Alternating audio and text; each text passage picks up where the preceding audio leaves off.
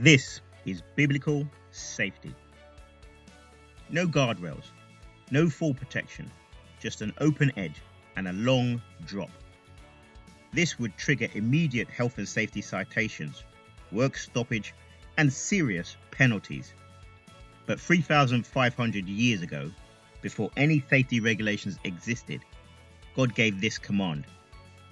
When you build a new house, make a parapet around your roof so that you may not bring the guilt of bloodshed on your house if someone falls from it.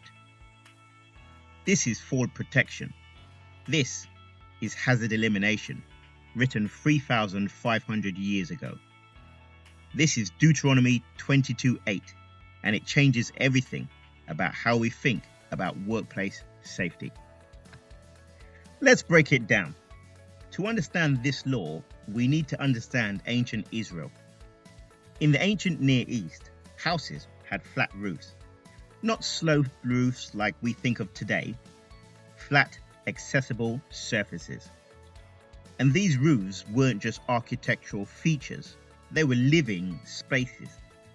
People used their roofs for eating meals in the cool evening breeze, drying food and grain in the sun, working on household tasks, sleeping outside to escape the heat inside stone houses, prayer and meditation, and socializing with neighbors. The roof wasn't storage, it was essential living space, which meant one thing: a fall hazard. Falls from rooftops would have been common, predictable, and often fatal. God saw this hazard, and God gave a law.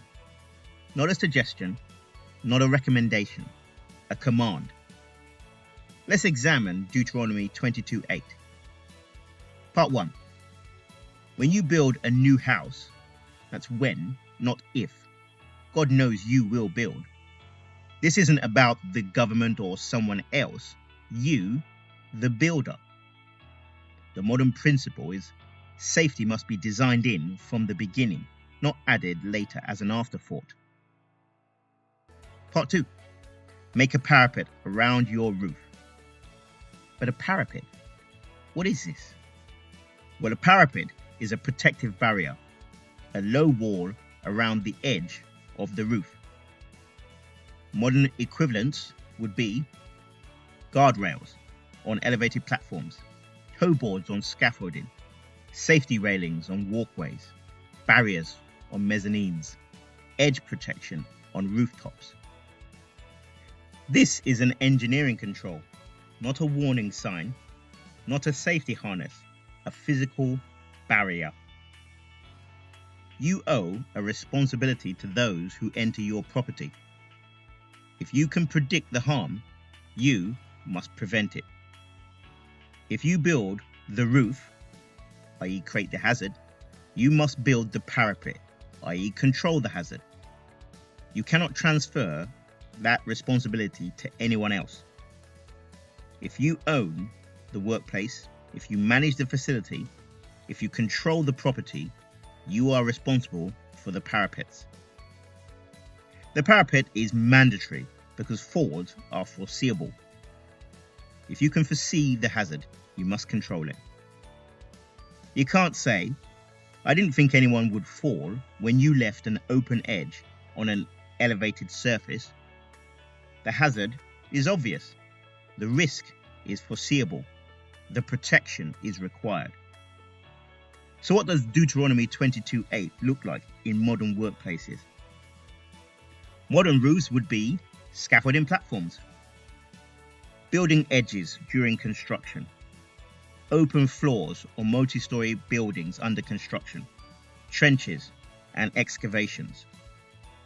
Modern parapets would be guardrail systems, covered walkways with barriers, temporary edge protection during construction, trench shoring and barriers. Same principle, same command, different materials. I've worked in these environments for 20 years. Every guardrail, every barrier, every edge protection. That's Deuteronomy 22:8 in action. From Deuteronomy 22:8, we derive what I call the Parapet Principle, 4 timeless truths. If you can predict the hazard, and falling from an open edge is obviously predictable, you must prevent it. When you build a new house, make a parapet. Not after you finish, consider adding protection from the beginning, during construction, before anyone uses it. If you build the roof, you build the parapet. If you create the hazard, you control the hazard. You cannot outsource moral responsibility. This isn't safety advice. This is law from God. These 4 truths transform how we approach workplace safety. This isn't compliance. This is obedience to God. Here's your challenge this week. Walk your workplace. Identify every elevated surface, every roof where people could fall. Platforms, mezzanines, scaffolding, roof access, loading docks, elevated walkways. Write them down. For each roof you identified, ask, is there a physical barrier? Is it the correct height? Is it structurally sound? Are there any gaps where someone could fall through?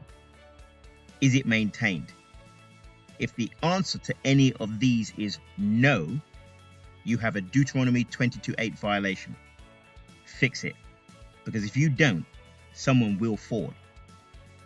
Drop a comment. What's one roof at your workplace that needs a better parapet? Thanks for watching Biblical Safety. Stay safe, build parapets, and remember, protecting people isn't just policy, it's obedience.